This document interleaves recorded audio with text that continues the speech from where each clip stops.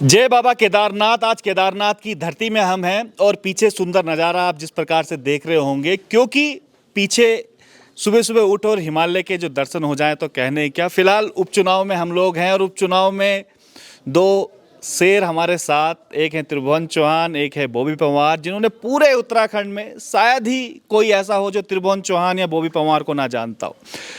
और बॉबी पंवार कल ही पहुंचे हैं निर्दलिया जो हमारे भाई त्रिभुवन चौहान का सपोर्ट करने के लिए। दोनों ही मेरे मित्र हैं, लेकिन हम मीडिया का धर्म भी निभाएंगे और सवाल भी जरूर पूछेंगे। स्वागत त्रिभुवन भाई आपका और बॉबी भाई आपका भी। त्रिभुवन भाई, हम 3 महीने पहले तकरीबन इंटरव्यू कर रहे थे और सबसे पहले शायद विजय पथ में ही कहा था कि चुनाव लड़ने की तैयारी है और चुनाव लड़ेंगे त्रिभुवन चौहान। वहीं से खुलासा भी हुआ था और आज हमें कुछ दिनों बाद वोट हो जाने हैं और मेरे ख्याल से आज 14 तारीख है, तो 5-6 दिन ही बचे हुए हैं।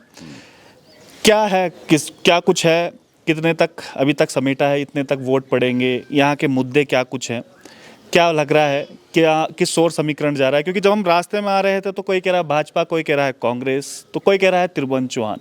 त्रिभुवन चौहान को खुद क्या लगता है? पहले तो विजय भाई आपका बहुत बहुत स्वागत है हमारे गांव में आप अभी, और बॉबी भाई आपका भी बहुत बहुत स्वागत, बहुत बहुत धन्यवाद। आपने बहुत सारे प्रश्न पूछे हैं, एक एक करके शुरुआत करते हैं कि हाँ, हमने पहला इंटरव्यू आपके साथ किया था और उसमें हमने बोला था कि हम जा रहे हैं चुनाव में, और अब मुश्किल से एक हफ्ता भर बचा हुआ है जहाँ पे वोट होना है, तो अच्छी स्थिति है। आपने बोला कितना आकलन कर रहे हैं, तो 35,000 प्लस का एक सपना और एक नंबर लेके चल रहे हैं हम। ये 35,000 प्लस इसलिए ज़रूरी है कि भाजपा और कांग्रेस पहली बार ऐसा होगा, और मुझे लग रहा है बॉबी आ गया तो ये 100% होके रहेगा कि पहली बार भाजपा और कांग्रेस की जमानत जब्त होंगी और वो केदारनाथ सीट होगी। और ये कॉन्फिडेंस मेरा नहीं, उन तमाम युवाओं का है जो हमें मिल रहे हैं। और आप भी अब क्षेत्र भ्रमण करेंगे तो आप ये देखिएगा जिस हिसाब से इन्होंने यात्रा को डाइवर्ट करके और रजिस्ट्रेशन के नाम पर तमाम चीज़ों में अब तक हमारे युवाओं को परेशान किया है, बेरोजगारी की कगार पर आके खड़ा कर दिया, तो इनको जवाब देना जनता ने है। अभी हम तो एक बस निमित्त मात्र हैं और जनता प्यार कर रही है हमारे साथ। क्या है, जनता का दिल से प्यार। ज़्यादा बॉबी का इलेक्शन हमें याद आ, बिल्कुल वही कनेक्शन है, दिल से जुड़े हुए हैं लोग। चाहे अब ये पैसे बांट भी रहे हैं, वो पैसे बांटने से नहीं होगा, शराब बांटने से नहीं होगा। जनता को पता है कि उनके हित में क्या है और यकीनन जनता बहुत प्यार दे रही है विजय भाई। चलिए बॉबी भाई के पास हम लोग आते हैं। बॉबी भाई, एक धमाका करके तो आए आप देहरादून के अंदर, और जिसकी गूंज मेरे ख्याल से अभी तक सचिवालय में है। दूसरा धमाका करने आ गए हैं यहाँ पर, और लोग सवाल भी पूछ रहे हैं कि भाई त्रिभुवन चौहान को क्यों सपोर्ट कर रहे हैं? यूकेडी भी लड़ रही है, इसके अलावा और भी लड़ रही है। चलो भाजपा कांग्रेस से बैर है, त्रिभुवन चौहान को क्यों सपोर्ट कर रहे हैं? देखिए, उत्तराखंड के अंदर जो एक नई विचारधारा उत्पन्न हो रही है, हमारा काम है कि उस विचारधारा को और आगे बढ़ाएं। और वो विचारधारा कहीं ना कहीं उन सब साथियों के अंदर है जो साथी प्रत्यक्ष अप्रत्यक्ष रूप से जो संघर्ष कर रहे हैं यहाँ के मूल निवास के लिए, यहाँ के भू कानून के लिए, यहाँ के युवाओं के रोजगार की नीति के लिए, या पलायन रोकने के लिए, या यहाँ कहें कि जब हम कल आए तो सड़कों की क्या स्थिति थी, कितने खतरनाक सड़कें। मतलब मैं कहता हूँ कि ये 4 धाम यात्रा जो हमारी है, या कहूँ कि केदारनाथ उसमें सबसे प्रमुख है, और यहाँ की सड़कें देख रहे हैं। जब सरकार को ये पता है कि सदियों से ये यात्रा चलती आ रही है और बावजूद उसके भी यहाँ की सड़कों को ठीक ना करना, यहाँ देख रहा हूँ कि स्वास्थ्य सुविधाएँ जो है, पूरे पहाड़ की ये स्थिति है, शिक्षा का जो स्तर है क्या है। और आज मैं देख रहा हूं कि या तमाम प्रकार के जो राष्ट्रीय राजनीतिक दल हैं, उनके बड़े बड़े नेता जो अपनी विधानसभाओं में स्वास्थ्य सुविधाएं ठीक नहीं कर पाए, जो अपने विधानसभाओं के अंदर शिक्षा व्यवस्था को ठीक नहीं कर पाए, वो आज यहाँ पर ज्ञान बांटने या वोट मांगने आए हैं। हम कहते हैं कि ये एक उत्तराखंड के अंदर एक नई विचारधारा का कहीं ना कहीं एक उत्पन्न हो रही है। तो मुझे लगता है कि केदारवासी जो है, ये केदार घाटी के जो लोग हैं, वो ज़रूर कहीं ना कहीं जिस प्रकार से आज भाई त्रिभुवन चौहान को हीरे के रूप में एक चुनाव चिन्ह मिला है, मैं समझता हूँ कि उस हीरे को पहचानने की ज़रूरत है। अच्छा, ये भी बड़ा मैं देख रहा हूँ, हीरा बॉबी पंवार का भी चुनाव चिन्ह था और हीरा आपका भी चुनाव चिन्ह है। मैं बोल रहा हूँ ये बाबा श्री केदार की मर्जी से सब कुछ हो रहा है।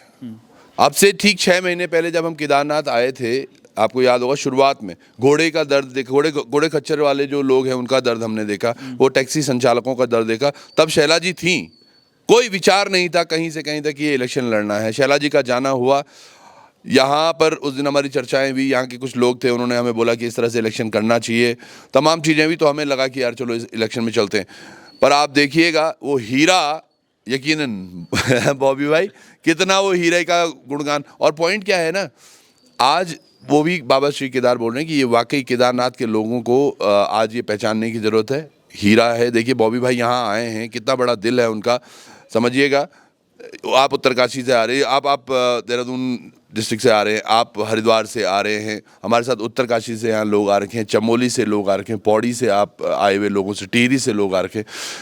इन तमाम लोगों को लग रहा है कि ये दो भाई मिलके अभी कुछ करने वाले। आपने कहा भी था कि मेरा स्टार प्रचारक उनके आ रहे होंगे, कहीं से सेंटर से आ रहे होंगे, लेकिन मेरा स्टार प्रचारक बॉबी पंवार आ रहा है। वो इन्होंने ठीक बोला था ना। नहीं, वो आपने बोला अभी था। नहीं, अभी सर मैंने बोला था, मैंने कहा इन्होंने अभी बहुत अच्छी बात बोली है।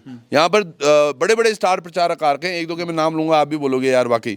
मतलब आप देखिएगा, दुर्गेश्वर लाल आए हैं यहाँ पे पुरोला विधानसभा से, उनके विधानसभा के हालत बहुत बुरे हैं तभी, लेकिन यहाँ प्रचार करने आ रखे हैं। यहाँ पर गणेश जोशी जी प्रचार कर रहे हैं, जिनके पास आय से अधिक संपत्ति का मामला चल रहा है। आपने वो बड़ा मुद्दा उठाया अभी, उनका प्रचार, वो प्रचारक बने हुए। यहाँ पे जितने भी हैं, ये परसों देखिए कितनी बड़ी बात हुई है। इन्होंने धामी जी के, आपने खाली कुर्सियां बॉबी भाई के पेज पे भी दिख रहा था, वो हमने भी वो देखा था। हमने वो जानबूझ के डाला नहीं कि लोगों को लगेगा यार हम इनका वो कर, पर जो सच है वो हकीकत है। आप आज बात कर रहे हैं कि अनुसूचित जाति सम्मान समारोह, क्या आज तक उनका सम्मान नहीं कर रहे थे? ऐसा मेरा नहीं, उनका भी मानना है। हम, मेरे कई मित्र हैं जो हमारे साथ साथ चल रहे हैं कंधे से कंधा मिलाकर, उन्होंने बताया है कि जो ये सम्मान की आज बात कर रहे हैं, ये कहाँ थे तब जब इन लोगों को दबाया जा रहा था, इनकी पूछ नहीं हो रही थी। आज कैसे याद आ गई? आज तुम्हें दिख रहा है कि यार आशा नौटियाल जी की तरफ हमारा वोट बैंक खिसक रहा है, तो थोड़ा यहाँ से निकाल लेते। जनता केदारनाथ की। और यहाँ पे एक और चीज़ हो रही है मज़ेदार, भाजपा को लग रहा है कि हम कांग्रेस की कुछ वोट ले रहे हैं, कांग्रेस को लग रहा है हम भाजपा की वोट ले रहे हैं। इन दोनों को पता ही नहीं है कि अंदरूनी लोग जो कर रहे हैं और उसी के इर्द गिर्द ये आपके क्या मुद्दे हैं जो लोगों के बीच जा रहे होंगे, तो वहाँ पर क्या कुछ मुद्दे रख रहे हैं आपने? दादा ये मेरा घर है, यहाँ मैंने देखी है चीज़ें। लोग कह रहे हैं, क्योंकि सवाल भी ये पूछ रहे हैं कि 2 साल में क्या कर लेंगे त्रिभुवन चौहान, 2 साल का समय है खाली। 2 साल में बहुत कुछ हो जाएगा। 2 साल में 27 महीने गए। 27 महीने के दिन देखिए आप अलग अलग हैं। 3-3 महीने का एक स्लॉट हमने बनाया है, मैंने आपसे पहले भी उस पर चर्चा की थी। हमारा मेन मुद्दा होगा जो हम श्री केदारनाथ जी में जो आज रोजगार पर लोग हम निर्भर है ना, 6 महीने रोजगार उसी से होता है और 6 महीने उसी के खाते हैं हम लोग। आज उसको बनाए रखना भी बहुत ही महत्वपूर्ण है। अगर वही चल जाए तो वैसे ही हम लोग पार पा जाएंगे। पर उसके अलावा कुछ SMEs और कुछ MSMEs जो हम इंस्टॉल करने की बात कर रहे हैं घर गांव में, ताकि हमारा पलायन रुके, हमारे युवा जो बाहर हैं वो वापस आएँ, यहाँ करें। मतलब आज देखिए बेरोजगार संघ की हम बॉबी भाई हमेशा बात करते हैं। हमारा 25 वर्ष का एक उत्तराखंड हो गया है और 23 वर्ष का हमारा युवा बूढ़ा है यहाँ।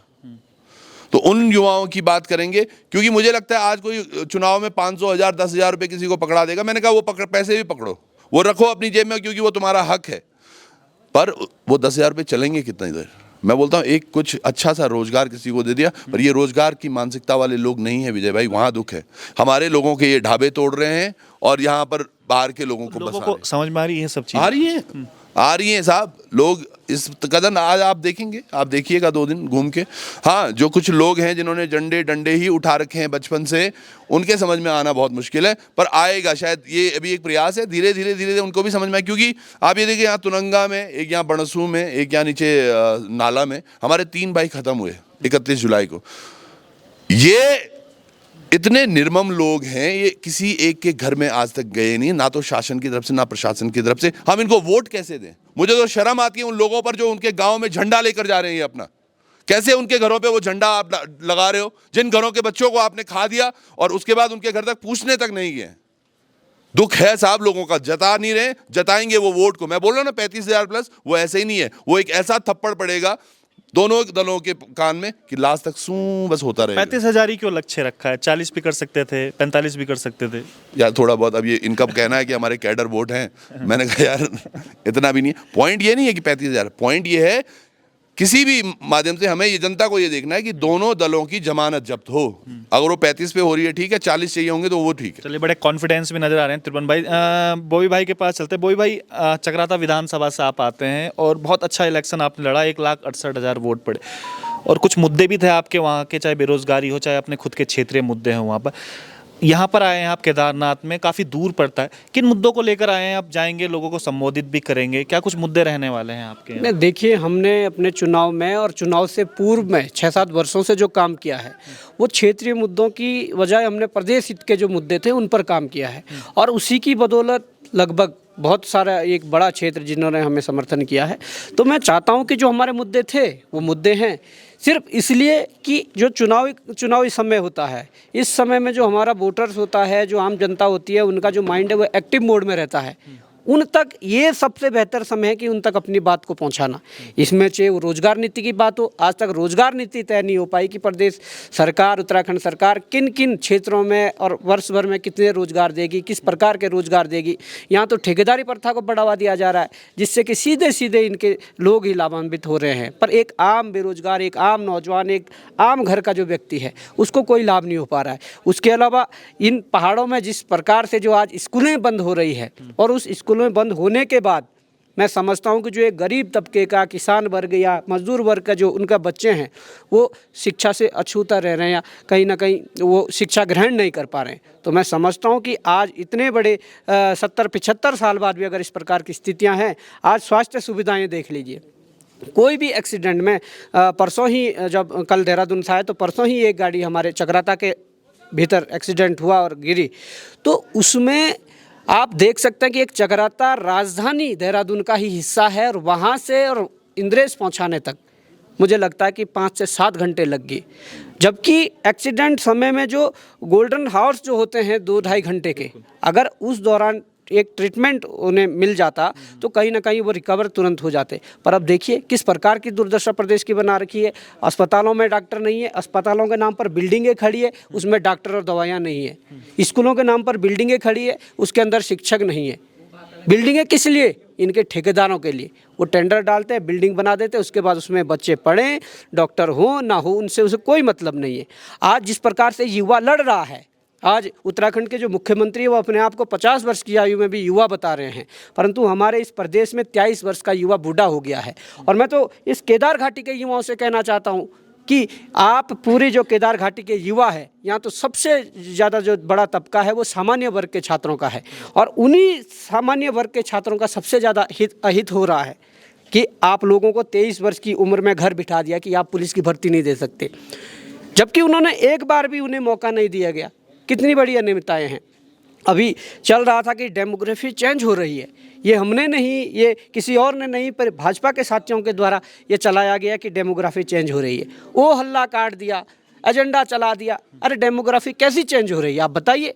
हम भी कहते हैं डेमोग्राफी चेंज हो रही है, पर डेमोग्राफी चेंज ना हो इसके लिए आपके पास क्या उपाय है?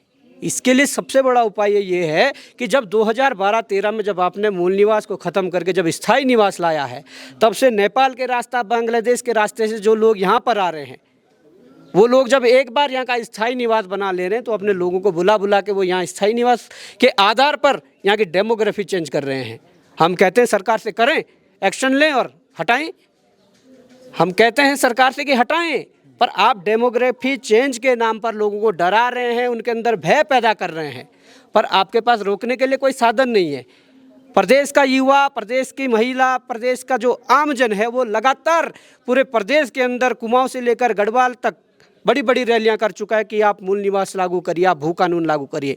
तो क्यों आपके कदम उसके लिए, क्यों आपके हाथ उसके लिए आगे नहीं बढ़ते हैं? तो मैं चाहता हूं कि डेमोग्राफी चेंज अगर हुई है और उसका जो उपाय है, आप मूल निवास से स्थायी निवास को करवाइए। और इसके अलावा आप देखिए ना, अभी त्रिभुवन भाई ने कहा कि यहीं आसपास के 2-3 गांव हैं जहां पर 2-3 युवा उस जो अभी जल प्रलय हुआ था 31 जुलाई को, जो यहाँ पर जो आपदा आई थी, पर यहाँ केदारवासियों को या यहाँ के जनमानस को, केदार बाबा के भक्तों को ये समझना पड़ेगा कि उस त्रासदी के पीछे किसका हाथ है। वो ऐसे ही नहीं आ गई। कांग्रेस का बता रहे हैं कि कांग्रेस ने जब से पद यात्रा शुरू की है तो उसके बाद मैं कह रहा हूँ ना, देखिए किसी के पद यात्रा करने से या कोई भक्त कहीं से भी दूर दराज से अगर केदार बाबा के द्वार आना चाहता है, वो कोई भी हो, कांग्रेस हो, भाजपा हो, कोई भी हो, क्या उनके लिए केदार बाबा रुष्ट होंगे? कभी नहीं होंगे। वो अपने भक्तों का स्वागत करेंगे और कहेंगे आइए। पर जो आप देख रहे हैं कि यहाँ पर 10 जुलाई को जब यहाँ से केदारनाथ से जब शीला दिल्ली ले जाई गई, तो हमने तो बचपन से देखा है, हमारे तो घर में हमारे आराध्य देव मासू महाराज, हम उस धरती से आते हैं, और आराध्य देव मासू महाराज के बाद हमारे अलग अलग गांवों में जो अपने इष्ट देवता हैं, उनके साथ साथ हमारे पूरे जौनसार बावर में पूरे जौनसार बाबा में हर घर में केदार बाबा को पूजा जाता है। और मेरे पड़ोस के गांव में केदार बाबा का बहुत प्राचीन मंदिर है। तो हम तो घर घर में केदार बाबा को पूजते हैं, हमें पता है कि क्या होता है, क्योंकि हमसे भी जब कभी गलतियां हो जाती है तो केदार बाबा सबक सिखाने के लिए इस प्रकार की चीज़ें। लेकिन बॉबी भाई, एक मिनट, इस बात को पूरा होने दीजिए, बहुत इंपॉर्टेंट बात है। और मैं कहता हूं कि केदार घाटी की जो जनमानस है इस बात को जरूर सुने। जब 10 जुलाई को यहाँ से शिला को दिल्ली ले जाया गया और उस शिला ले जाने के बाद बाबा केदार ने कहीं ना कहीं रुष्ट होना था, दोष लगना था। जुलाई का महीना भी नहीं बीता और देखिए कितनी बड़ी त्रासदी आई है। ये तो कह रहे हैं कि कांग्रेस के लोग आए तब जाके हुई। मैं तो कह रहा हूँ कि जब यहाँ से छेड़छाड़ की गई यहाँ के हमारे धार्मिक मान्यताओं के साथ और इस शिला को दिल्ली में ले जाया गया और एक दुकान खोलना चाहते थे केदार धाम के नाम से, और आज मुख्यमंत्री उससे मुकर रहे हैं और उनका साफ वीडियो चल रहा है कि वो कह रहे हैं कि कसम खा रहे हैं कि मैं बाबा केदार की कसम खाता हूं कि ये कांग्रेस का फैलाया हुआ भ्रम है। मैंने तो ऐसी नीति बनाई कि जो हमारे धामों का नाम यूज करेगा उसको हम सजा देंगे। आज तो हमसे या जनता से कुछ नहीं छुप सकता। अगर आप यहाँ पर कसम आज चुनाव के डेट में खा रहे हो तो आप पुराना वीडियो उठाकर देख लीजिए। दिल्ली में वो कह रहे हैं कि आज इस केदार धाम की दिल्ली में इस स्थान पर हम आवरण करना चाहते हैं, इसका उद्घाटन करना चाहते हैं। तो किस प्रकार की चीज़, अगर वो शिला वहाँ गई है उससे ही रुष्ट होकर हमारे बाबा केदार ने इस प्रकार की त्रासदी यहाँ लाई है। और मैं समझता हूँ कि अगर एक शिला ले जाने से इस प्रकार की आपदा आई है, इस प्रकार का दोष लगा हुआ है, तो मैं समझता हूं कि बाबा केदार के जो असली भक्त हैं, जो उनके भक्त हैं, अगर ऐसी पार्टी को या ऐसे लोगों को वो अपना मत देते हैं, कितना बड़ा दोष उनको लगेगा। मैं समझता हूं इस बात को। तिरमन भाई, आपके पास मैं आता हूं, इस बात से हैं लोग रुष्ट। एक तो सबसे बड़ा मुद्दा यहाँ पर जो केदारनाथ में सोना चोरी का लेकर, उस पे मैं 2-3 सवाल पूछूंगा। एक तो जो सोना चोरी को लेकर उस पर स्पष्ट किया है कि इस प्रकार का कोई सोना चोरी नहीं है, ये खुद मुख्यमंत्री ने स्पष्ट किया है। दूसरा सवाल ये है जो शिला ले जाने के लिए कहा गया था, जो दिल्ली में कहा गया था 4 धाम बनाएंगे, हालांकि वो कसम खा रहे हैं कि मैं बाबा केदार की कसम खाता हूँ, ये कांग्रेस का फैलावा इस प्रकार का भ्रम है। तीसरा, यहाँ पर जो जितनी भी ये बुलडोजर जो चलाए गए और देहरादून जैसी या बड़े बड़े जो शहर हैं उसमें उनको नियमितीकरण किया जा रहा है, उनका ये मुद्दे हैं यहाँ के तीनों जो मैंने बताए। देखो, बाबा केदार एक रावण होता था, वो बड़ा शिव भक्त था। उसने एक बार कैलाश को हिलाने कर सोचा कि यार मैं इसको लंका ले जाता हूँ, यहाँ पूजा करने में बहुत दूर आना पड़ रहा है। उसका घमंड तक नहीं बचा, चूर चूर हो गया वो। और ये आज के कलयुगी रावण भी हैं यहाँ। तो आज कसम क्यों खा रहे हैं वो बाबा केदार की? जो जिसके दिल में ही झूठ हो, जिन्होंने झूठ की ही राजनीति की हो, तो कसम खाने में क्या है। सबसे बड़ी बात है, बॉबी भाई ने एक बड़ी बात बोली है कि केदार बाबा का जिन्होंने अपना अपमान किया है, क्या वाकई हमें उनको वोट देकर अपने सर पे दोष लेना है? दूसरी बात, ये कांग्रेस भाजपा ये विगत में इतने दिनों से देख रहा हूँ। एक और इंटरव्यू में मैं ये बात कर रहा था, इनके पास केवल केदारनाथ मंदिर के आसपास ही इनकी पूरी राजनीति घूम रही है। ये बात नहीं कर रहे हैं कि वो हमने यहाँ पर, ये चोपता है सामने इधर, तो चोपता में इन्होंने तुंगनाथ मंदिर में परसों रास्ता रोक लिया। हाँ, मैंने वीडियो देखा है आपका, मैं वहाँ था। वहाँ हमारे युवाओं ने जो टेंट बना रखे थे ना छोटे छोटे, जो आप भी कह रहे थे कि यहाँ के हमारे लोगों को तोड़ दिया, तुम वहाँ रोहिंग्या पता नहीं किस किस को बसा रहे हो, वहाँ की बातें अलग, तुम नियमितीकरण कर रहे हो, हमारे लोगों को तुम यहाँ तोड़ रहे हो। और कितना कमाता है एक आदमी? 200 300 400 रुपये, तुम उस पर भी डाका डाल रहे हो। तो ये केवल मंदिर पर, ये मैं जो आप अभी बात कर रहे थे ना, मैं उस पर आना चाह रहा था। ये साइड ए है साहब कैसेट का, जो आप ये सुना रहे हैं कि कांग्रेस की गलती थी, कांग्रेस यहाँ आ रहा था तो तोड़ा। मैं बोल रहा हूँ बाबा इतने नाराज हैं धामी जी पर। पहली बार वो कंबल बांटने आ रहे थे वो अगस्त मुनि भाई साहब, पूरे दिन भर बारिश होती रही, हेलीकॉप्टर नहीं उतरा। दूसरे दिन फिर उन्होंने प्रोग्राम बनाया उखीमठ में कंबल बांटूंगा या कुछ भी, उस दिन भी बाबा रुष्ट रहे। फिर इनका प्रोग्राम बना 10 जुला कांडे में, वहाँ बारिश हुई, हेलीकॉप्टर नहीं उतरा। उसी दिन त्रियुगी नारायण इन्होंने आना था, प्रोग्राम बना रखा था, सारी वीआईपी व्यवस्था है, बाबा रुष्ट से उड़ा नहीं हेलीकॉप्टर, यहाँ पहुंचा नहीं। तो इनको समझ आना चाहिए कि बाबा रुष्ट किस पर है, कांग्रेस पर या भाजपा पर या दोनों पर। एक्चुअली क्या है ना, इन्होंने केवल ये राजनीति, मुझे बड़ा शर्म आती है साहब। आज हमारे लोगों के सोचिए ना, किसी के रोजगार आपने तोड़ दिए, किसी के घर में मौत हो रही है, आप वहाँ पहुँच नहीं पा रहे हो, आप उन कारणों का पता नहीं कर रहे हो जहाँ आपकी दुविधाएं हैं। गौरीकुंड में आज ये देखिएगा, तप्तकुंड अभी तक नहीं खोला गया है, अभी तक वो तप्तकुंड खोला नहीं गया है। आज जहाँ पर मुनकट्टा में सड़क टूटी है, अब मैं कह रहा हूँ अब तो काम शुरू हो सकता था। कल मैं गौरीकुंड गया था तो वो काम अभी भी शुरू नहीं हो रहा है। अब ये कब शुरू करेंगे? फरवरी मार्च में जाके उसको ताकि लोगों को और अव्यवस्थाएं हों और अगले साल फिर से कैंची धाम चले। ये हमारे लोगों को बहुत बेवकूफ़ समझ रखा है इन्होंने। आप बोला सोना चांदी पीतल ना, ये बातें ठीक है जो भी हो रहा हो, मैं ये बोल रहा हूँ आज मुद्दों पर क्यों नहीं ये बात करते हैं। चुनाव के दौर में ही इन्हें क्यों याद आता है। और कांग्रेस में मैं ये यकीन से कह रहा हूँ आपको, अगर शैला रानी जी नहीं जाती तो ये कभी नहीं आते न्याय यात्रा लेकर। और इनकी न्याय यात्रा से फायदा क्या हुआ है ये भी इनको पूछना चाहिए। क्या फायदा हुआ इस न्याय यात्रा से, जो पहले तो पूरी नहीं हुई और होती भी अगर पूरी तो क्या न्याय करते हैं। चलिए त्रिभुवन भाई, बड़ा लंबा इंटरव्यू हो जाएगा, बॉबी भाई के पास मैं आता हूँ। बॉबी भाई, एक सवाल और जनता भी पूछ रही है कि जिस समय आप चुनाव लड़े थे उस समय यूकेडी ने आपको सपोर्ट किया था, आज यूकेडी भी यहाँ से चुनाव लड़ रही है, लेकिन आप यूकेडी के सपोर्ट में ना आके त्रिभुवन चौहान के सपोर्ट में आ रहे हैं। उसके बाद में त्रिभुवन भाई आपके पास इस सवाल को लेकर। देखिए, सपोर्ट तो हमें सब ने किया था उस समय, कि त्रिभुवन चौहान ने सपोर्ट नहीं किया था क्या? कोई दूसरों ने तीसरों ने कोई सपोर्ट नहीं किया था? देखिए, अभी यूकेडी का प्रत्याशी हो सकता है, उनके लिए भी हमारी शुभकामनाएं हैं। हमारा कोई किसी से कोई ऐसा गिले शिकवे नहीं है, किसी से कोई ऐसी वो लड़ाई वैचारिक लड़ाइयाँ हैं।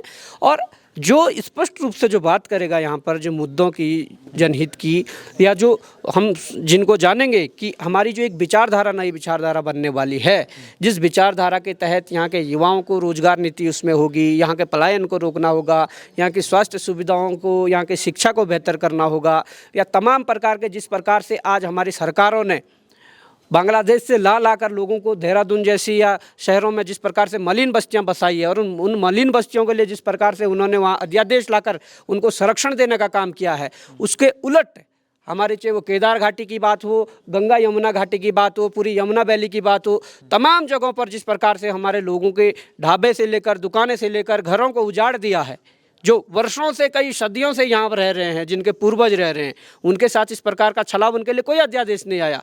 इस प्रकार की बहुत लड़ाइयाँ हैं, इस प्रकार की बहुत लड़ाइयाँ हैं। और मुझे लगता थोड़ा नाराज है कि बॉबी पवार उनके साथ नहीं आया। नहीं, देखिए, नाराज होना ना होना वो अलग बात है, ऐसा नहीं है कि और वैसे भी हम अभी किसी राजनीतिक दल में नहीं है, हम एक निर्दलीय हैं। और तो किसी राजनीतिक दल को अगर समर्थन करते हैं, हमने अगर कांग्रेस को समर्थन कर दिया तो भाजपा बड़े लांछन लगाएगी, यूकेडी बड़े लांछन लगाएगी। हम अगर यूकेडी को समर्थन करेंगे डायरेक्ट जाकर प्रत्यक्ष रूप से, तो भाजपा कांग्रेस बड़े लांछन लगाएगी। हम निर्दलीय हैं और निर्दलीय के साथ खड़े हैं, इस उम्मीद के साथ कि यहाँ की जनता जागे, यहाँ का समाज जागे। जिस विचारधारा को लेकर हम चल रहे हैं, उस विचारधारा के जो बीज हैं वो पूरे प्रदेश में एक बार जाएं, और भविष्य में जब उसके पौधे तैयार होंगे तो मैं समझता हूं कि इस उत्तराखंड का वातावरण जो होगा, यहाँ की जो आबो हवा होगी, वो कहीं ना कहीं उत्तराखंड के फेवर में होंगी और उत्तराखंड के लिए बहुत मतलब लाभदायक होगी। त्रिभुवन भाई, आपने मूल निवास की बात करी और यहाँ के जो मुद्दों की बात करी, वो यूकेडी भी सेम उठा रही है, और यूकेडी का कहना यह है कि त्रिभुवन ने भी हमसे कोई संपर्क नहीं किया।